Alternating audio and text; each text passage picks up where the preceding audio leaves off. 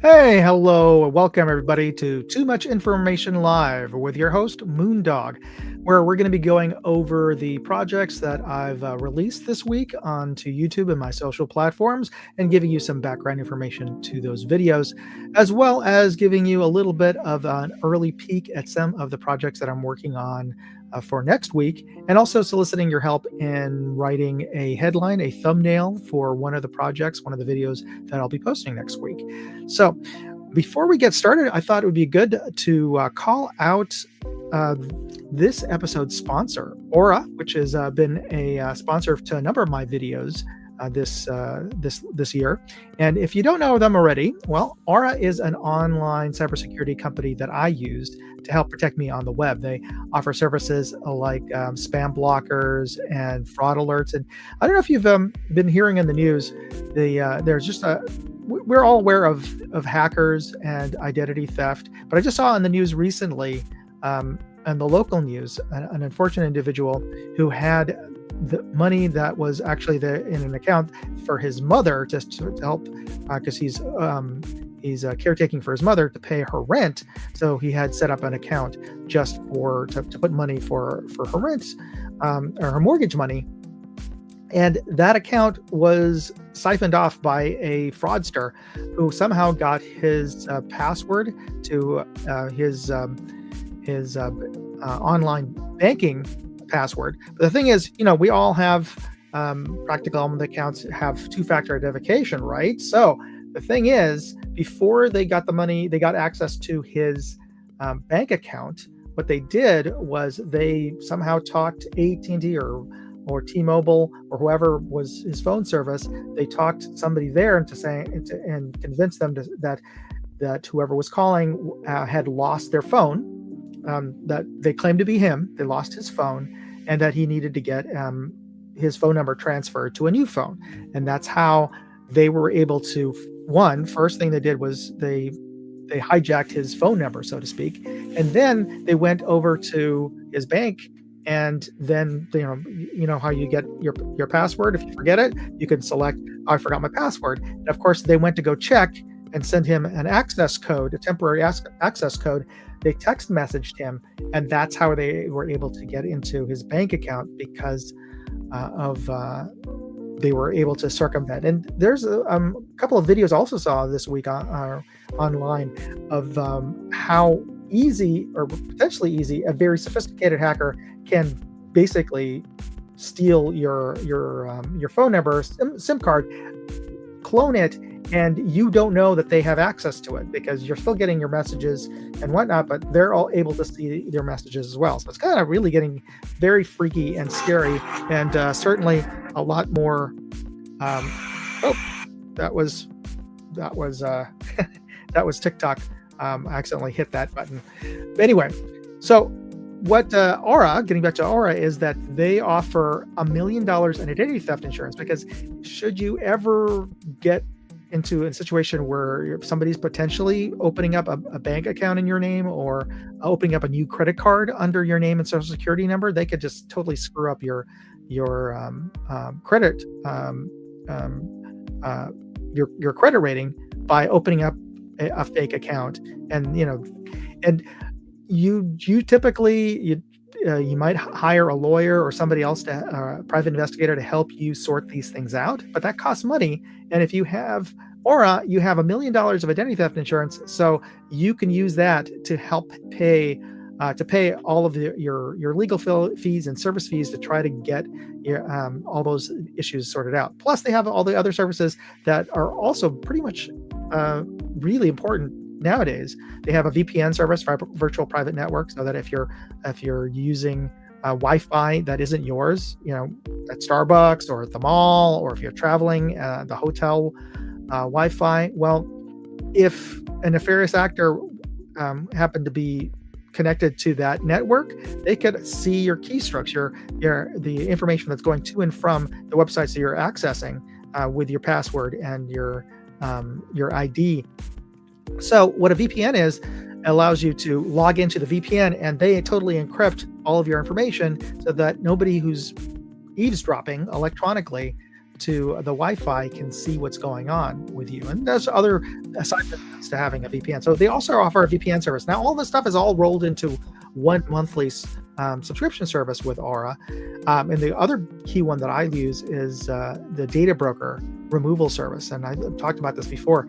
There are companies out there that buy and sell our information, our names, our addresses, phone numbers, and even partial social security. There's a lot of information about us that is available even publicly online. And these data broker companies buy and sell our information to marketing companies, to political organizations, and they all do this legally. They're allowed to do that until you tell them you can't. But the thing is, you have to manually, individually go to each of these services, request and find out if they have your information, and then formally request to have it removed. There are dozens, hundreds of them online, and that's a tedious process to get yourself off of these data brokers. Well, if you sign up with Aura, it's as easy as pressing a button and opting in for their data broker removal service, and they'll go contact all of those data broker companies for you. I've already got myself taken off of 30, over 30 now of them. And here's the thing. I'm giving you the opportunity to try Aura for free for 14 days. Use my link here, and I'll post a link. I'll post it in the chat here. Use that link, and you can get Aura for free for 14 days, and you can use those services absolutely free for those 14 days. In fact, the data broker removal service only took me like 48 hours to get off of those, and a few more days after that to get the total 30. So yeah, try it out for free. Certainly, at least use it for sure this month, because I may not be sponsored by Aura after the end of this month. So they've sponsored me again for another month, but I can't guarantee that I'm going to be sponsored by Aura. So please use the link this month in case, the new year and what have you. So I appreciate that. All right, folks. For those of you who joined me at the start, I want to thank you. And I wanted to give you the early access to the hashtag code to type in the chat section to win an i3E. Now, this is a really handy small keychain flashlight from Olight, and this could be yours.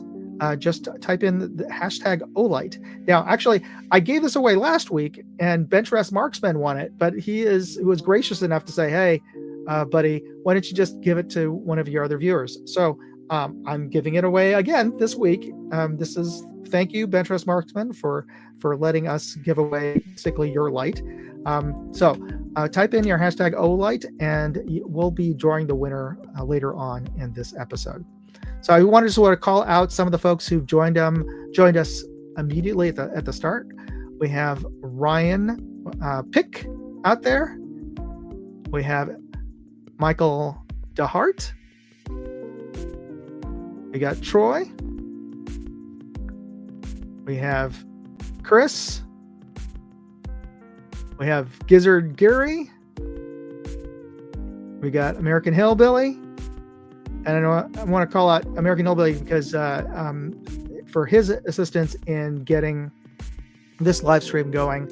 And I'm often a guest along with some of the other folks that I see here, like Gizzard Gary, on his show every Saturday night. So tune in Saturday evenings at 9 p.m. Eastern, 7 p.m. Pacific, and you'll see me along with a lot of the folks who are on the chat right now, including Gizzard Gary. And I just want to call out Alexis. How's it going? Thanks for joining us. All right. So let's start with the new videos this week. And this week, on my Moondog 2A channel, I reviewed the Right-On 3 tactics. And that's one of the things I like Right-On's products, but their naming conventions for their products kind of get really confusing to me because they're all numbers, and then there's numbers for the actual models. Oh, okay. The focus just went out. Hold on. I don't know why. There we go. Camera. All right. So maybe it's they're tied. This camera's tied into Right-On for some whatever reason. But anyway, so Right-On. It's the 3 tactics 3 times magnifier. So this is a really cool little mini 3 times magnifier. that comes. You can get it individually, but also they just released it in a bundle with their ARD red dot, which is a cool little red dot, because this one is one of the few that is a multi-reticle red dot. You can choose between just a simple 3 MOA dot or I believe it's a 40 or maybe it's a 60, I'm forgetting right now, starburst. So that's the circle dot with a cross on it. So you can choose between those two different reticles on the fly, and you get up to 3 times magnifier, which is really small and compact. Really like this magnifier, and I'm not a big fan of magnifiers. I think I've mentioned that in the video as well. But let me just show you a little bit of the video now. I won't go through the whole video, but at least I'll be able to show you. Let me show you the YouTube short that I made with the video here, just so you can see it. I mounted the magnifier on my Heckler & Koch G36 and paired it with a right-on One Tactics ARD red dot. Because of the G36's fixed length stock and fixed rear sights, I wasn't able to position the magnifier as far back as I would have liked to get eye relief for my particular length of pull. Because of this, I found during live fire testing, I had to choke up on the stock a bit more than I would have liked to. Yeah. Optically, it offered a bright, clean sight picture, and the side flip mount was reliable, though the button took a little getting used to. And this is what it looks like from the shooter's point of view, with our targets 50 yards away. Now, with the magnifier in place, we can see those targets quite clearly. And with the naked eye, you see even far less of the tube frame. And if I can find that button, boom, it's out of the way, and you're looking straight through the red dot. So that's one of the things I like about it, is unlike some other red dots, magnifiers I've used in the past, you get that kind of tunneling effect when you're looking through them. This one, you practically don't see any of the frame. One of them is because the tube is relatively thin in lower end magnifiers that I've used. The frame around it is pretty thick. And you see basically a black circle when you're looking through this. This one, you practically don't see any of the tube at all. You're really just looking through the image, which is really good. The only thing I'm still not a big fan of is the placement of the side flip release button, which is right in the middle, which makes sense when you're thinking about it. But the thing is, it's right over the hinge for the quick release. I suspect this was done intentionally just to protect the side flip button from inadvertently getting activated and putting it out of the way when you don't want it out of the way. When you're leaning up, supporting your rifle against a wall or whatever, so you don't accidentally bang this and flip it out of the way accidentally. But I found when I was trying to reach up, I was inadvertently hitting the quick release hinge instead. So yeah, that was a little bit annoying. You could get around that, of course. Practice, get your muscle memory in. You can know where to press. I think if I was designing this, and I'm not, I would have liked to have the side flip hinge button at the back or on the front, so that there's no chance of it being activated because you're not leaning. Even if you're leaning it or banging up against a wall or barricade or something, it's not going to get pressed. But that's just me. I'm not the industrial designer for this, but that would be my suggestion for right on in designing a Gen 3 of the hinge mechanism. But otherwise, it's a pretty nice system overall. Which leads me to my question I have for everybody out there about side flips. Do you use them? I use a magnifier, but I don't use the side flip. I've never been too fond of the fact that when you're using a side flip and it's on there, it's when it's off to the side and supposedly out of the way, it's not really out of the way because it's blocking part of my peripheral vision. Never been quite a fan of that. Of course, you could always bring your weapon down a little bit so that's you have a clear view. I never liked that aspect of it, and not so much with this because it's pretty light, but the older ones, when they first came out, they were pretty beefy pieces of glass. And I didn't like the balance of it on top of my rifle. It always felt like it wanted to lean cant one way or the other when it was side flip. This one actually is relatively light so that I didn't really notice. it is much. But that's the reason why I've generally not run a side flip magnifier over the last 15 years since I first became aware of them. But I know a lot of people who do. Anybody out there use one? Let me just see if anybody. A question from Hillbilly. It's a 3 times magnifier, so it's a good amount of magnification. So it's a good. I think it's a good number to use as a magnifier, because honestly, when I'm using a red dot, I'm fine till about 50 to 100 yards. My eyes are just not that good, and if I'm even with glasses on, with prescription range glasses, at 100 feet, you could easily see a man-sized object, but good luck identifying that man-sized object at 100 feet, at least for me. So having a 3 times magnifier can mean the difference between identifying just a man shape as opposed to I know who that is 100 yards away. And Michael DeHart says he's got one set up on his. It's a side flip. Michael, which brand and model is it? And do you prefer that over to LPVO? And that's the reason I sort of brought this up, is I tend to prefer LPVOs, but that it has its own issues. The other thing I like about LPVOs in general, the ones that I run, is that they have a bit more eye relief than a prism, or in this case, a magnifier. So that's the reason why I prefer LPVOs. But again, if I had to run a magnifier, I'd probably run this one. And what's the weight of it? Good question. Mayhem Miller asks, Mayhem, by the way, I believe you won the EVIC package last week. Correct me if I'm wrong about that, but I believe you did, but I never got an email from you. So if you wouldn't mind, send me an email and I'll post up. It's send me an email with your mail to information to moondogairsoft@gmail.com. All right, and I'll get you that EVIC patch package. And just see if I could find that box for the tactics. I'm pretty sure it was like maybe 6 ounces. Of course, it doesn't put it on the box. But I think I could be wrong. It could be six ounces on this. It's pretty light. Let me see, a 3 tactics magnifier right on. And what do we have here? What's it saying for the weight on this thing?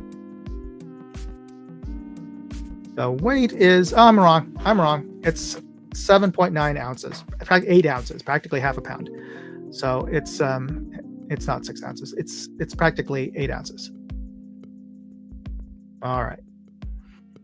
Moving on. So in Moondog Reviews, I reviewed a set of really nice binoculars from Athlon. These are the Argos Gen 2 8x42, which is a nice wide view binoculars, which are sort of good general purpose binoculars. I think I find, for if you were trying to use a set of binoculars for spotting, I'd probably go with a 10.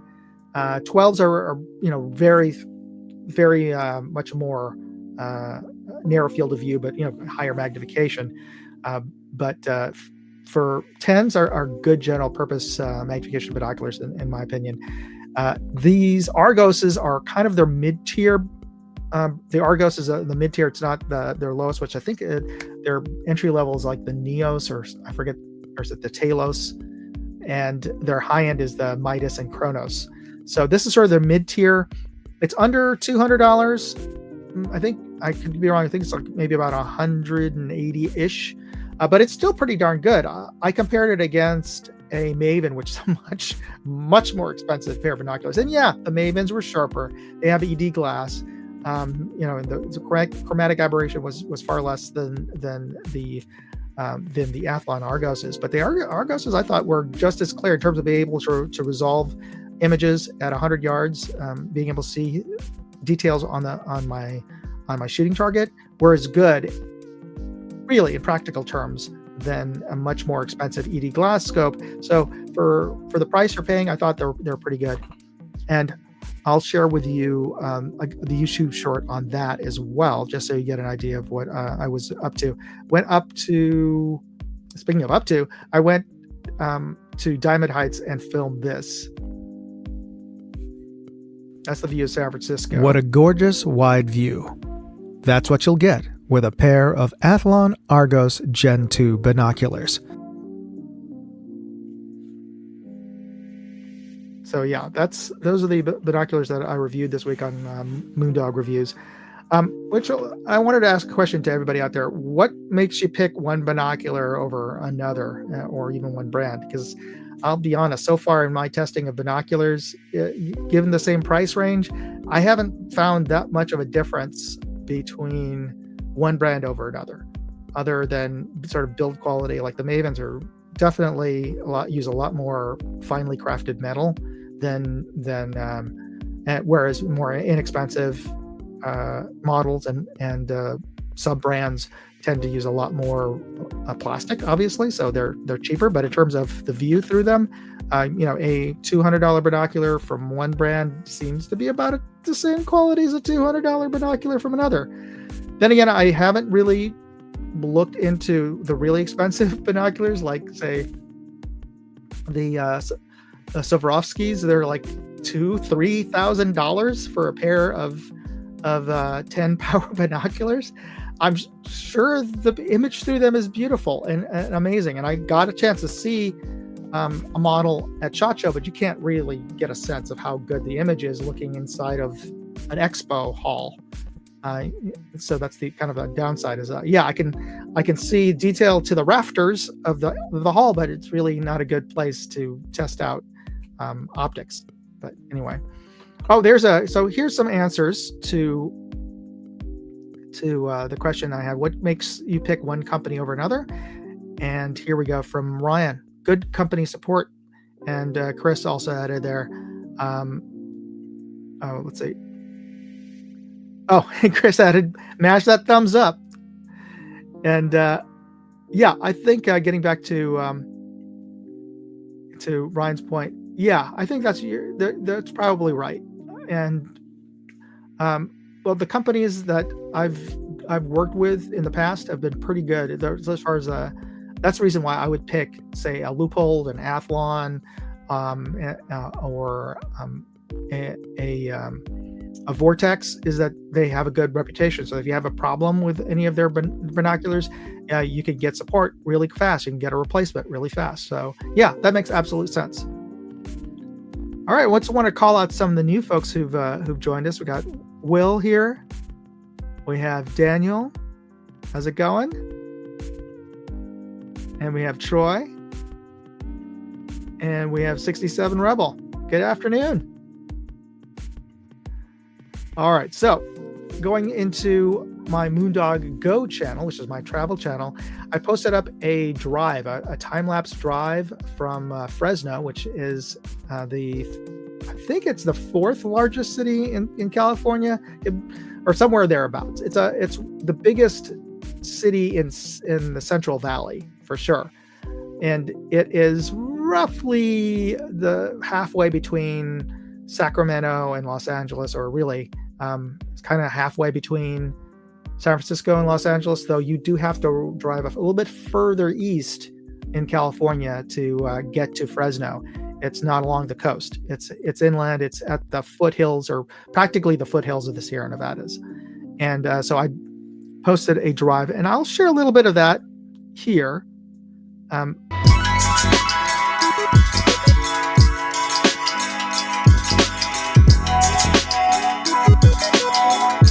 We're driving through downtown Fresno and getting onto the freeway. And this is a bit of a bittersweet trip, because I actually started the trip at my cousin's funeral, and then headed down to Los Angeles to visit my mother and the rest of my family. But I often visit Fresno because my brother lives there. He's a cop with Fresno PD, and it's a nice drive on the 99, the highway that goes north and south from Sacramento, and I think further north all the way down. It connects with 125 around Bakersfield, and continue on down. I won't play the whole video because it's like a 10-minute video, but it's a time lapse of the drive from Fresno down, and it is in the heart of farm country. Fresno really is the big city for agriculture. There's a lot of the other cities along the route of 99. So, and it's also the route that supposedly, if it ever gets built, the high-speed rail project runs along that. And part of the video, if you watch it on my Moondog Go channel, you'll catch little glimpses of these of the over the raised tracks, the high-speed tracks that they're building. I don't know how far they've gotten. I know that around Fresno, there was a lot of construction over the last couple of years of segments of basically the viaduct for the trains, for the high-speed rail. Will they ever build it? Who knows? And if they ever do, it'll probably just be the segment between Fresno and Bakersfield. Like, oh yeah, that's going to be a lot of volume of travel, I'm sure.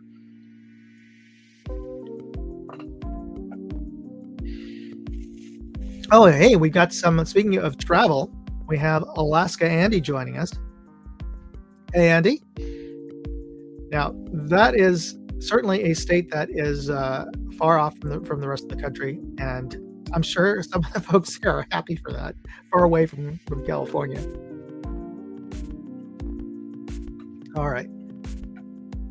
So yeah, the trip from if you ever want to explore Yosemite or the Sequoias, Fresno is sort of the gateway big city before you drive up the highways up into the Sierra Nevadas. And there's quite a bit of distance between the Sequoia National Park and Yosemite National Park there, but those are the sort of two big national parks I can think of that are nearby. And I've gone, stayed over with my brother when we went to go visit that. It's really cool to see the sequoias. If you've never seen a tree as big as a building, you can't even really describe how big these sequoias are. Not just tall, but big, wide. The branches of the sequoias are as big as normal trees, and that's just the branches. That's how huge these trees are. All right. So those are the videos that I published this week, which leads me to thumbnail this, where I'm going to ask you to help me come up with the headline for the thumbnail for a video that is going to be coming up next week. And this video is going to be for the EDPRS 4-20. That is from Discovery Optics. It's one of their new high-end EDPRS scopes, which uses Japanese ED glass. And this is the 4-20 version. I've already reviewed their 5-25 scope a few months ago, and that I consider to be like really one of the top 5-25, or basically the same range that you pick either 6-24 or 5-25. That scope was excellent, and this is the 4-20 version. And I go into the video why would you pick a 4-20? But let me ask you guys out there, why would you pick a 4-20 versus a 5-25? And that I go into that in the video that I'll be posting next week as to my thoughts on that. But my initial thought was, why would they build a 4-20 if they already have the 5-25? I'll leave that up to you. What do you guys think? Should they have built it? Is there a market for a slightly lower magnification range scope?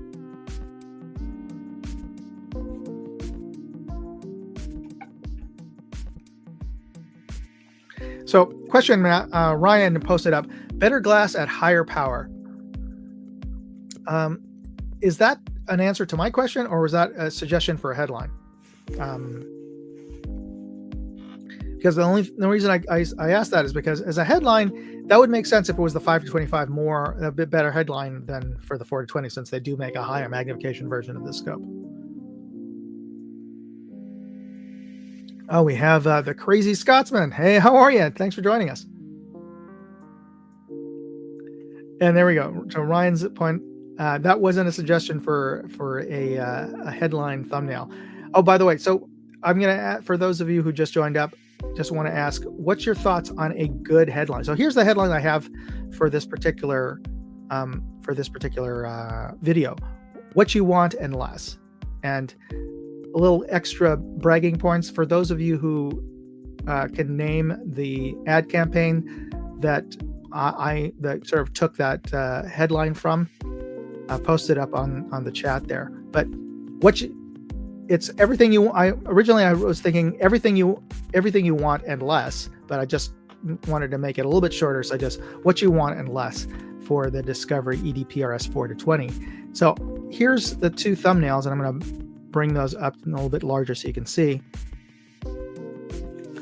These are the two thumbnail images I'm going to go with, and just your thoughts as to what would be a good headline caption to put for these these thumbnails.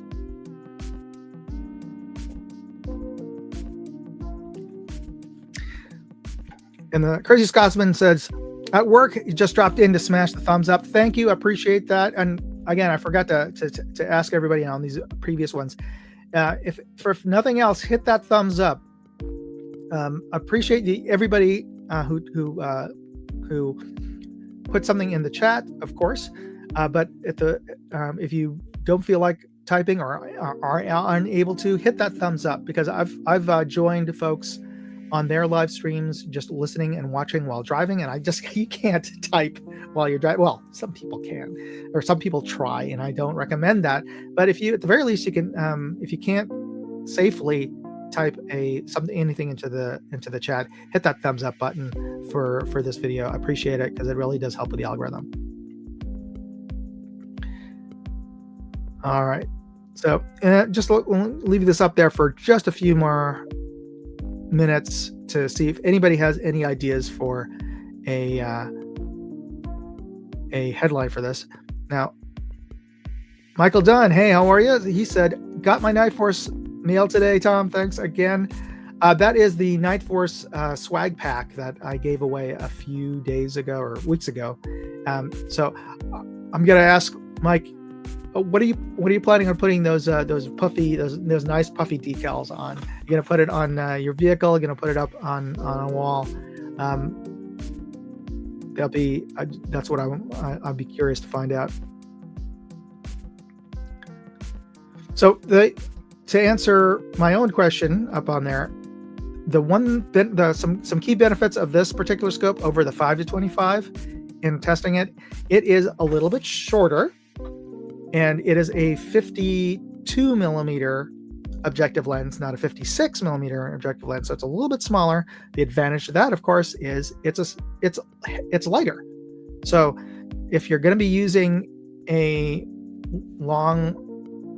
scope for long range hunting, for those of you who have to ruck your weapon into the backcountry to hunt, lighter is always better, right? So that is an advantage of this over the 5-25, which is let's be honest, that is a heavy scope. There's heavier scopes, but the 5-25 is pretty heavy.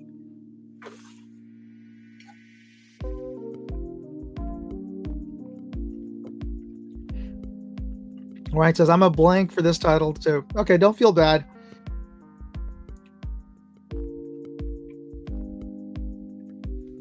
It's a little tough because, again, my first thought was, okay, what am I going to say about this 4-20 that I didn't say about the 5-25 that would make it seem like there's a good reason to get the 4-20 versus the 5-25?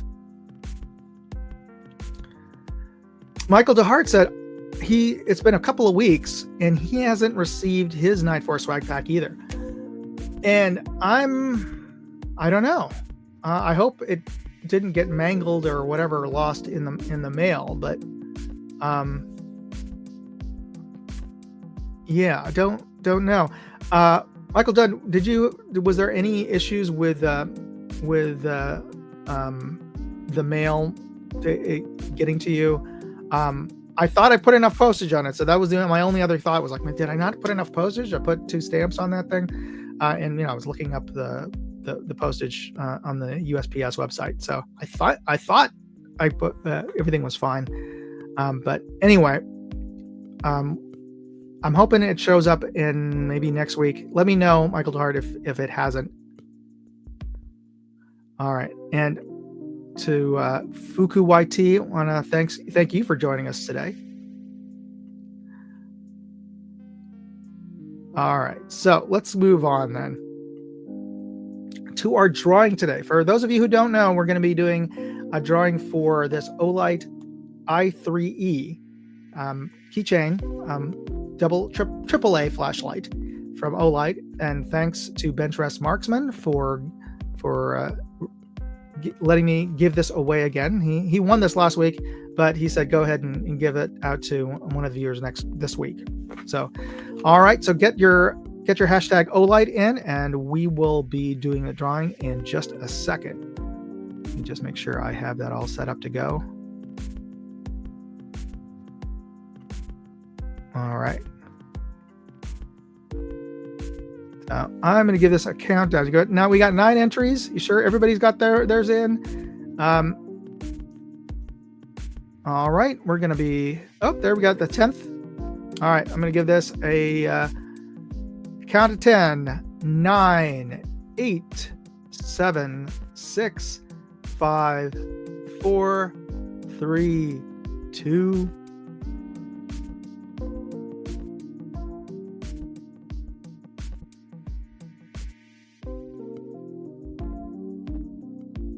Daniel Lorenzo, congratulations. If you're there, Daniel, please type in anything into the chat. Oh, I forgot to mention, we have a couple of provisos on this, on any of these online contests. You have to be present to win, and you have to be in the United States. Forgot to mention that, sorry. Please let me know, one, Daniel, if you're in the United States. There we go. That's what I found out. Also, it's one of the reasons why Benchrest Marksman said go ahead and give it, because it was kind of an arduous process to go back and forth with Olight about how to get this over to Australia. And he said, don't worry about it, mate, just give it away. So, Daniel, are you in the US? Just want to make sure. Please let me know in the chat there. I'm going to wait for your comment. Hopefully. You're welcome, Daniel. So let me know if hopefully you're in the US, and we'll be also giving away. Let me just set this up while Daniel is hopefully chatting back. That we'll be doing the next giveaway, and I'll show you what the next giveaway is. Actually, it's going to be an Olight beanie. This is a brand new beanie from Olight, and I'll type in and let you know what the hashtag is to win this at the end of the night tonight. But this is what we're going to give away. Great. Oh, sorry. So, Daniel said yes, he is. Great. Awesome. So, Daniel, what I'm going to ask you to do, if you wouldn't mind, send me an email, and I'm going to type it in here.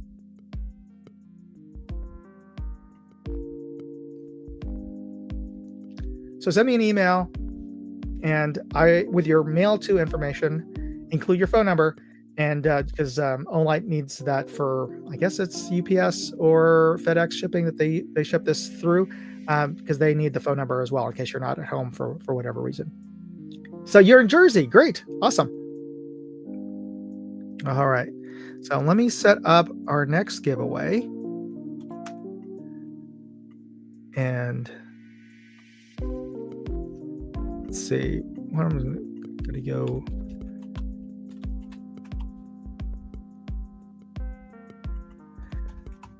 I'm going to go with hashtag Black Friday. The reason being is,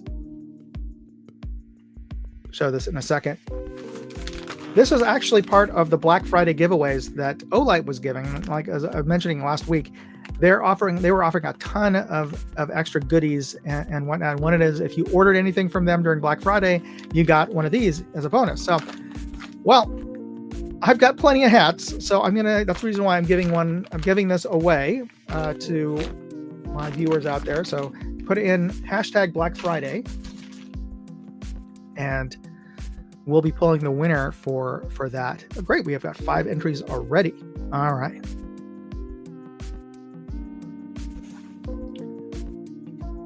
Which leads me to my question here. What did you guys get for Black Friday? Or anything special that you guys got during the Black Friday and Cyber Monday sales that happened over the weekend?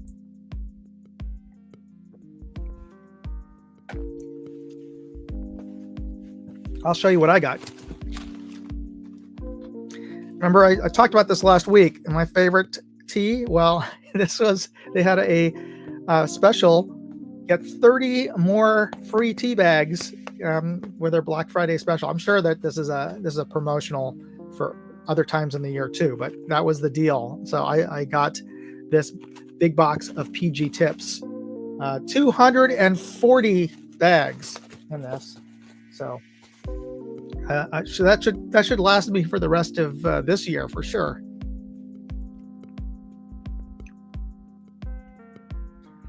Michael Dunn says, I picked up a gun safe and Romeo 1 Pro. Cool. How big of a safe? How many boomsticks are you putting in there? Or is it a little small pistol safe? Gizzard Gary says he picked up a new DJI Mac Mini set. Nice. And also an Apple AirPods Pro 2. Those are pretty bougie for sure. I'm just using these like cheapo, no-name, generic Bluetooth earbuds. But I don't necessarily recommend these because for whatever reason, when you turn it on and you sync it, it says Bluetooth on. The right one says Bluetooth on. The left one, I think, says Bluetooth on, but it says it in Mandarin. So this is why I don't recommend this generic set that I got on Temu. So yeah, it's oftentimes better to get a good legitimate set of head earbuds. Oh, it's okay. So Daniel got a tracer unit. I'm assuming for airsoft. For those of you who don't know, you can get a mock suppressor that you add on to the end of your airsoft gun's barrel. And inside it has a little sensor, and essentially it functions like a photo flash, like from a camera flash. And you shoot. For those of you who don't know, this is probably very surprising. There you can buy glow in the dark BBs, and when you shoot it, the little infrared sensor, kind of like the same kind that's used in a chronograph, will detect the BB flying out through the unit as it's leaving the barrel, and then it'll flash inside of the suppressor. All the stuff is happening inside of this mock suppressor that you screw on, and when it leaves, that flash charges up, lights up the glow-in-the-dark BB, and it looks like a tracer, tracer rounds of ammo when you're shooting it. It looks really cool, badass to play at night with a tracer unit. I might just show some footage of that in next week's video. So here we go. Ryan says, I took some hot tea hunting with me after the last stream and it's spot. Yes. Tea is a great thing to be drinking when things get cold and chilly for sure. Michael Dunn said, for a few extras, just for a nice 14 guns safe. Very good. Very good. Mayhem Miller says he bought some ammo on the Black Friday sale. That's also good. You never have too much of that. Gizzard Gary says the AirPod Pro 2 now have hearing aid. Oh, that's nice. And for those of us, unfortunately, who got into firearms when we were kids, and when back in the day when Ear Pro wasn't such a big important thing, or for many of us who worked outdoors and mowing lawns and things like that, unfortunately, once you damage your hearing, it doesn't come back. So yeah, as we get older, we definitely need help with hearing, and that's one of the side benefits that people don't really think about. And I think that's a great thing about the EarPod Pros is that they offer hearing enhancement. So they function kind of like hearing aids, is what I'm understanding, which makes total sense because I know hearing aids from my mother-in-law. She wears hearing aids and they are Bluetooth compatible. So I was telling her that's great. You'd be listening to your tunes on your phone if she could figure out how to use Bluetooth. That's the only downside.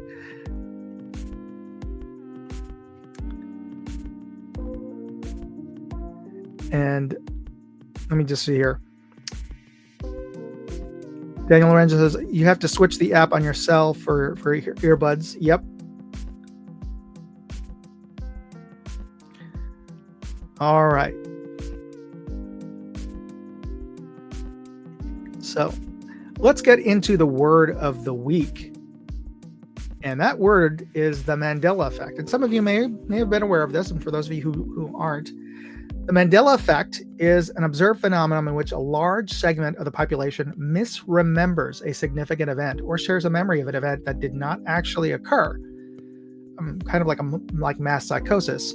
It was coined by Fiona Broom, a paranormal researcher, which is kind of funny, in 2010, when she shared her memory that she thought that Nelson Mandela had died in prison during the 1980s. She shared this at a conference, and she asked a number of people in the conference who else thought that he died in the 1980s, and a lot of people raised their hands.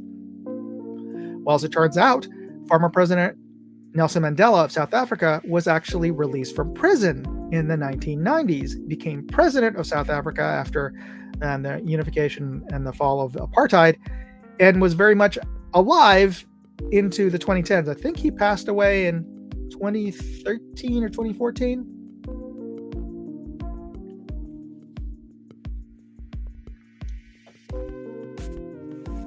So that's the Mandela effect. And the reason I bring this up is that I was watching a video that was about, I think it was 51 songs that were actually covers. And in the lineup of songs was New York, New York by Frank Sinatra. And I thought, okay, I did not think that he was the first person to record that song, because he does a lot of covers of songs. Classic standards is what they're called in music. They're part of the standard repertoire. They've been covered by dozens of different people, dozens of different artists through the years. But what I found out in the video was that song was first released by Liza Minnelli in the movie New York, New York, which came out in 1977. And Frank Sinatra did not record it until 1979. And that gave me pause, because like, what? I could have sworn that that song was from early 70s or the 60s. I did not realize that song was written for the movie New York, New York, which starred Robert De Niro and was directed by Martin Scorsese, and it came out in 1977. It was that late. Probably because the movie itself was set in, I believe, the 1940s. And so it had that sort of patina of being an older film, or at least maybe that's why I thought that song was from the sort of the golden era of American standard music, from the 30s, the 40s, and even the 50s.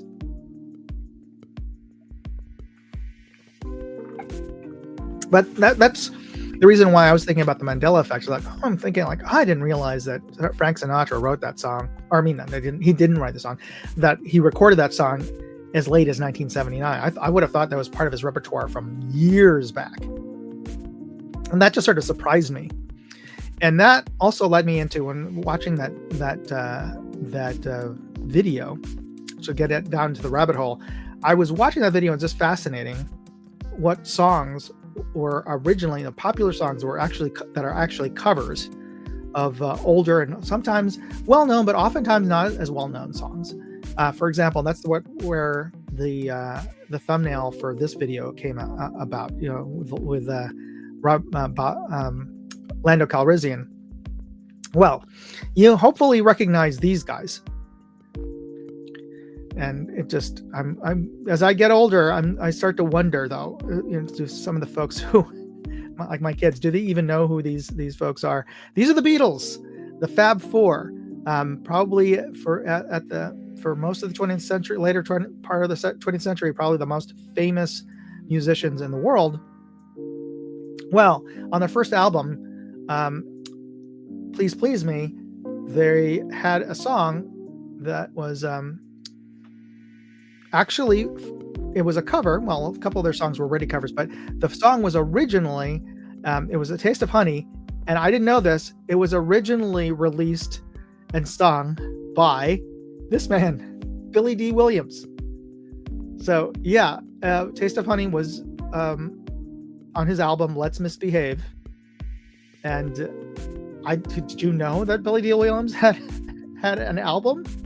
I did not know that. Wait, so Ryan says, I have that vinyl. Do you have the Billy D vinyl, or do you have the Beatles? Or do you have Please Me, or do you have Meet the Beatles? Because they used, correct me if I'm wrong, I think they used that same photo in both of those albums, but one of them was like a before and after.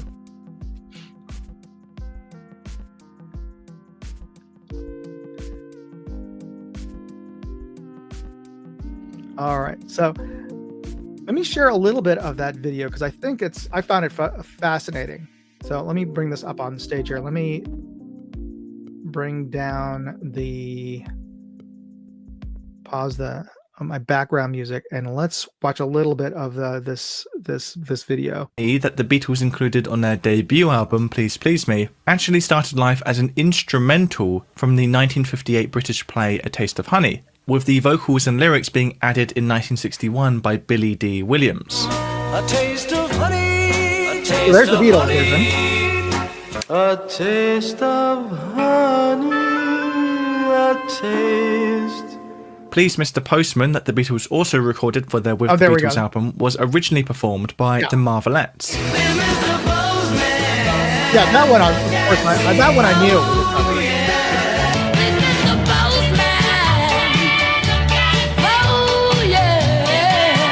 And for one more example, Act Naturally, which was the B-side to the Beatles' Yesterday, was originally recorded by Buck Owens and the Buckaroos. And all I gotta do is act naturally. And all I gotta do is act naturally. I imagine you'll recognize the song You. So, yeah, that was what I was watching and just fascinated by. And I'll post a link, all the links to what you're watching, including this video that you can find on my website in my show notes. I'm posting it up here for you.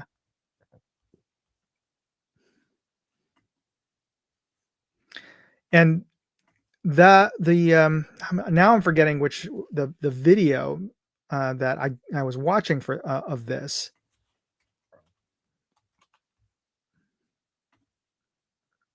And the reason why I bring that up is that it's also he does a lot of videos on music and music theory, which I still find fascinating, even though I'm very poor at music theory and reading music. The reason I watch it is because I'm hoping that I will learn more via maybe osmosis of watching these videos. All the music theory that I've conveniently learned, I've forgotten since I learned it in grade school and piano lessons. And Gizzard Gary pointed out the balcony photo that was from that particular album cover, which that's the album cover that George Harrison is holding up in this photo. That was recreated in 1969 for the Get Back LP. And yes, I always thought that was fascinating to see. If you get a chance, look that up. I didn't have a thumbnail or to share with you here, but they took a photo of that. Practically, was it like almost like 10 years later from, or maybe it was 9 years after they took this first photo, and just the change in the Beatles. They've gotten full on late 60s sort of. George Harrison had gotten into transcendental meditation, and they've got beards. Just the transformation of the Beatles when they first launched to the late 60s Beatles is profound. So yeah, I always thought that was a great contrast in that album to show both of them show the same band after just a few years. Gizzard Gary also adds, it was taken at the EMI house in 1969. They added a porch which had to be taken down in order to recreate the original photo. Oh, that's funny. So they added a porch. I guess that they had to take it down. That That is a lot of work just to recreate the photo. But they were huge. The Beatles were the first like multinational rock group, and Beatlemania was a thing. In fact, yeah, they even had. I remember growing up and seeing the Beatles cover bands, Beatlemania. It was such a big deal. It's kind of funny to think about. There's no equivalent to that, or maybe there will be. Maybe there'll be like these Taylor Swift tribute, or artists later. I don't know. Maybe there will, maybe there won't. But so this got into this other video that I was watching.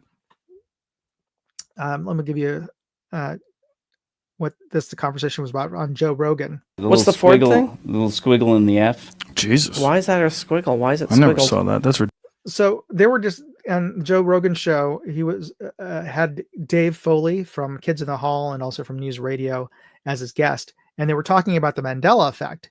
And in the conversation, they're talking about the Ford logo and how most people. This is not really the Mandela effect to me, but they were pointing out, like, as an example of Mandela effect, is that most people don't know there's a little squiggly in the F of the Ford logo. Most people think it's just a straight line, but they don't really see the little squiggly crossbar on the Ford. And when you point it out to them, they're like, "What? I never saw that. I never knew it was there." So that's the reason, the connection between the Mandela effect and the Ford logo and Joe Rogan. But also in that particular episode, they were talking about the possibility of, jokingly, probably, I'm not sure if maybe he was half serious about this, was that maybe the Mandela effect, started like around, if it started like around 2010 or somewhere thereabouts. They were talking about the CERN laboratory, which is in Switzerland, which is the largest particle collider in the world currently. And one of the things that there were concerns going about as to whether or not it should run, because they were concerned that if you're going to create these huge collisions of particles, theoretically, if you put enough power into a collision and create enough even mass, even temporarily, you could theoretically create a microscopic atomic particle sized black hole, and that, in science fiction, could start growing, start sucking in other particles and keep on growing and growing. And could CERN create a black hole on Earth and destroy Earth or the whole universe? I know this is all very sci-fi stuff, but the reason they brought this in was like, well, maybe because when they started CERN, maybe they did create a black hole. Maybe we're already in an alternate universe. That's the reason why the Mandela effect occurs, is that we're actually in some of us have transferred into a parallel universe where Nelson Mandela didn't die in the 1980s. I don't know. Maybe. I think that's an interesting theory, and I would love to see maybe a movie or a story done about that, because I think that's an interesting thing. I did have a Mandela effect moment myself. If you guys ever know Mel Blanc, he's the voice of Bugs Bunny, or was the voice of Bugs Bunny, as well as practically almost all of the Warner Brothers cartoon characters. He was the voice, and I could have sworn that he died a few years before he actually did. So I had a similar sort of Mandela effect happen to me. And I was talking to my friend about this, and he was saying, yeah, he saw the news report about it that happened in the past, just like me. And then we're talking like, well, that's kind of weird that we both thought we saw that he had died years ago. So anyway, moving on. And since we are at the head of the hour, it's a good opportunity now to wrap things up with some additional contests here. And so one of the big contests that we have, and just one reminder, for this live contest, the hashtag is Black Friday. So be sure to get your Black Friday hashtags into the chat so that you could win this Olight beanie. Okay, so this last month, we had a contest on my website to win this Feyachi tactical vest. This is the magnetic vest that has this quick release. Well, this is our opportunity to see who the winner is. So I'm going to share here. Let me do this here. I'm going to share the wheel of names.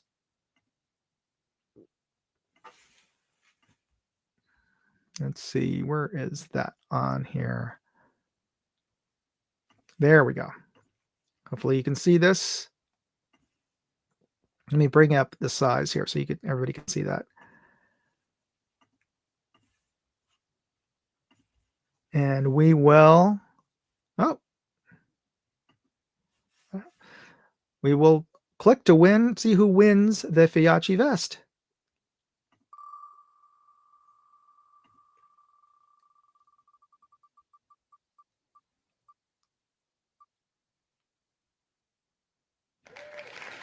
All right, congratulations, Jason Wass.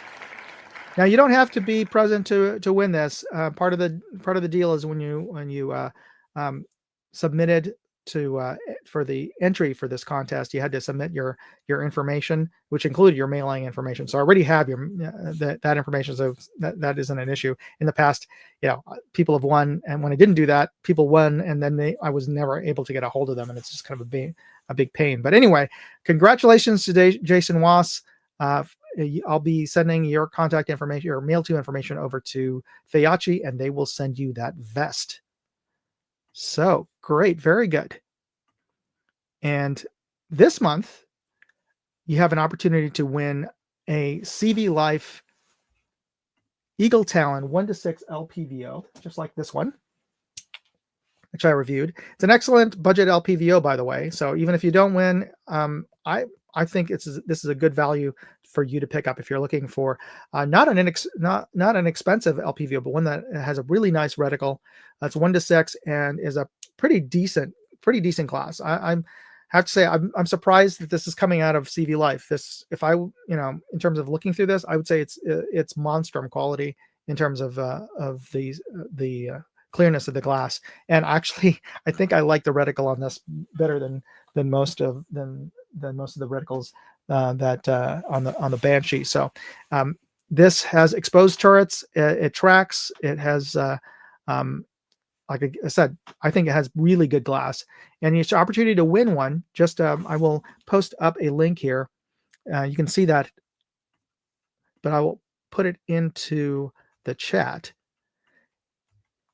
And all you have to do to qualify for free entry is subscribe to my Moondog Go travel channel. And if you've already entered the Fiachi contest, well, it's the same screenshot.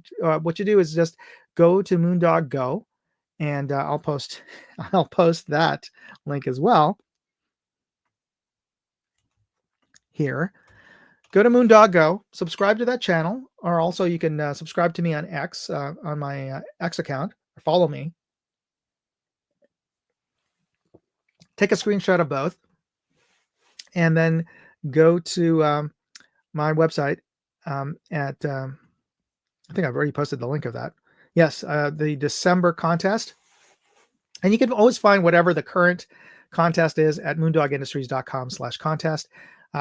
There's the form there. You upload your screenshots, give me your mail to information, and you'll be entered into the contest. And the contest deadline is December 25th, Christmas. So Merry Christmas, Happy Christmas to you ahead of time.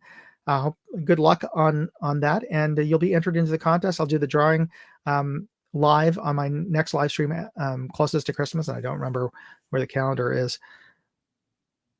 Oh, there is Christmas is going to be on a Wednesday.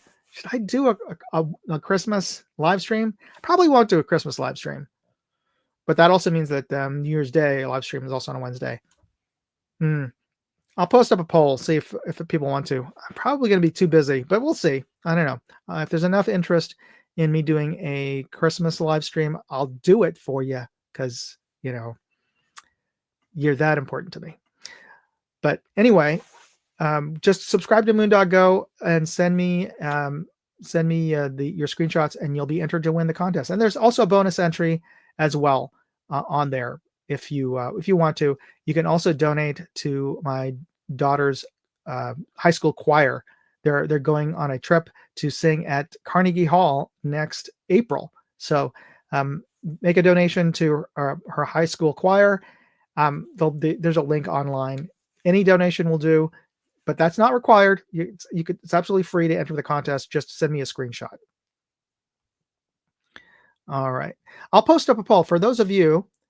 Here's a suggestion from Michael Dunn: stream on Tuesday. Or Ryan. I'll find out. I'll post up a poll on my YouTube channel to see if most people would prefer me doing it the day after, maybe Thursday instead of Tuesday, because I know that Hillbilly has a stream on Tuesday, and I don't want to steal any of his thunder or conflict with his live stream. But we'll figure that out. And all right. And finally, let's do the drawing for the Black Friday contest. All right. Let me load this up. And got to change the presenting stop screen and add this screen again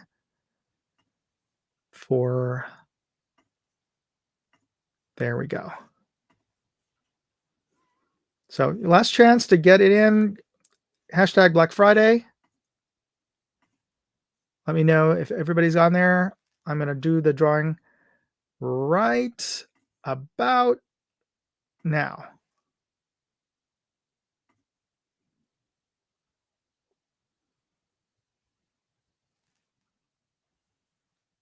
Gizzard Gary, congratulations.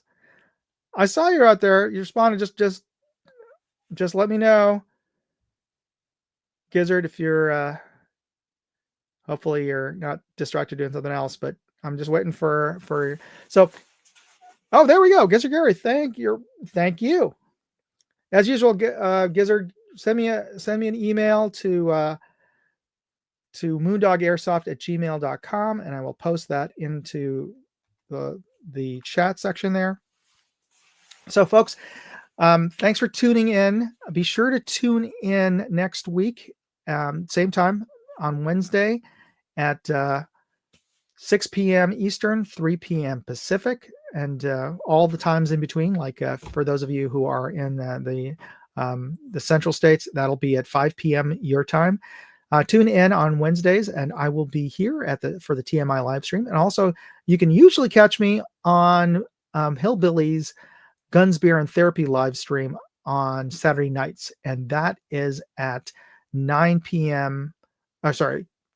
Eastern, 9 p.m. Central, and 7 p.m. Pacific time. You can catch me on Guns, Beer, and Therapy on there. So anyway, just be sure to hit that like button before jumping off, and I hope that you have a wonderful week, and I want to wish you God bless, and we'll see you next week. Moondog, out. Hey, I'd like to know what you thought of this video. Leave me a comment or chat with me on Facebook, Twitter, TikTok, MeWe, Instagram, or Locals. And if you want to see all of my videos, go to moondogindustries.com.